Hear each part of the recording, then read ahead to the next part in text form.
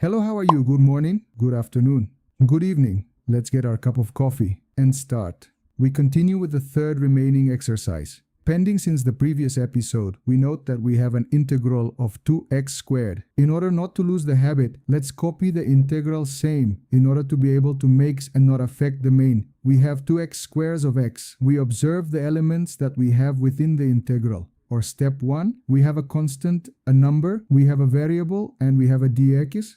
We had discovered that every number, any constant that is within an integral is necessary, and if possible, always remove it from the integral. Perfect.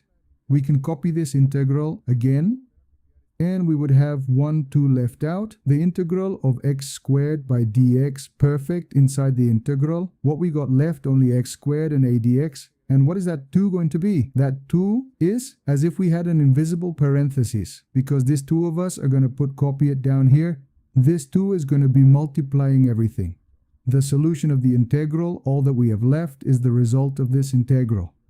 We'll multiply by the dx. We could say that this 2 we have here is already part of the solution. We still need to integrate x squared dx, perfect. Many students are confused because they say, well, if I'm going to take this 2 out of the integral, I'm going to put it outside, how I spend it. Doing the operation contrary, as it is adding up, I pass it. Subtracting, as it is multiplying. The x, I pass it. Dividing could make sense. But in this case, I am not going to put here with another color. Something that should be very clear. An integral is different to an equal sign. Okay, different from an equal sign. When we have an equal sign, I am absolutely right. When we have one more sign, as in this case, 1 plus 2 happens to do, at least if we have a minus, goes with more. If we have less, it goes like more. If we have a multiplication, it happens as a division and ended up doing the opposite operation, are absolutely right, but with the same sign. In this case, we are saying that the integral is different from an equal sign. So when we take something out of the integral, a constant, a number, happens exactly as it is without changing anything at all. If we have 1, 2 positive, we take it out as 2 positive. We still haven't changed anything. It's clear. Perfect. We continue. We are clear that we already have 2 multiplying x square of x. We had also tested, remembering, again by counting. We have a rule that until now that we have used in the previous years, which is the rule of the chain. We started there because the formula, the simplest rule for solving an integral, we are clear that chain rule tells us that we have a u, we have an n, we have 1 plus 1, and below, let's divide it by n plus 1. This is the chain rule, but the chain rule asks us to certain requirements to be able to use it. Ask us what to choose something mu, and we must have the differential or derivative of that u. In this case, tell me which one it would be. If this is our integral, this is our integral that we are going to solve. We have x squared. What would be our u? Our u would be x yx. Hello, we have learned that when we grab a u, we choose a u to try to review if we can solve by means of chain rule. We leave the exponent outside that square. We leave it there on standby. Only the pure variable, that is x. What is the derivative of x dx? Okay, let's go with the boy. This dx is what is important. So far, we are going to have it complete. If we have it complete, we can pass to be resolved by the chain rule. If it is not complete, we try to complete it, and if not good, we will use another method. But in this case, we will observe dx. We need nothing more, only dx. We have it? Yes. Correct, we have dx.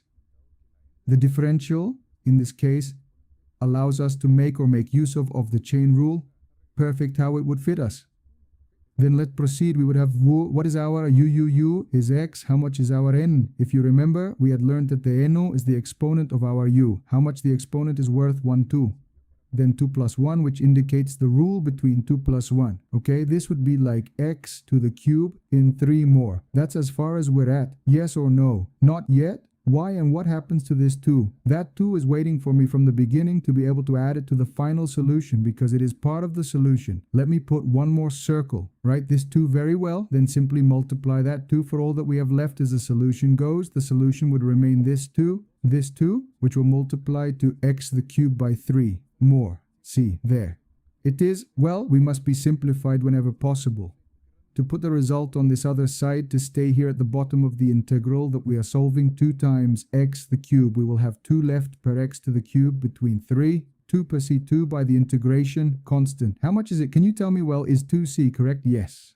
it's you always put as C. Even if we have less, C gets more C, and we would have 2C continues to get C. Because we don't really know yet how much the integration constant is worth, then we continue to play it as C. That C is the same as if we were 12 perfect. We would stay here more. See, and this one would now be our solution. The exercise that we were presenting ourselves as a task or as a practice, the integral of 2x squared x is the same at 2x to the cube between 3 more C. That is the solution. I hope it is clear in the following episodes. We will continue exercising to practice. The joke about all this is that you lose your fear. To integrate, awaken the fear of performing operations with derivatives, with integrals. We will be solving many exercises, hoping it will be useful. If you have any questions, put in the comments. If you need any tutoring, any particular advice, with pleasure at the bottom of the video. Well, information to reach an agreement. Perfect. Thank you very much. Take care of yourselves very much. And until next time.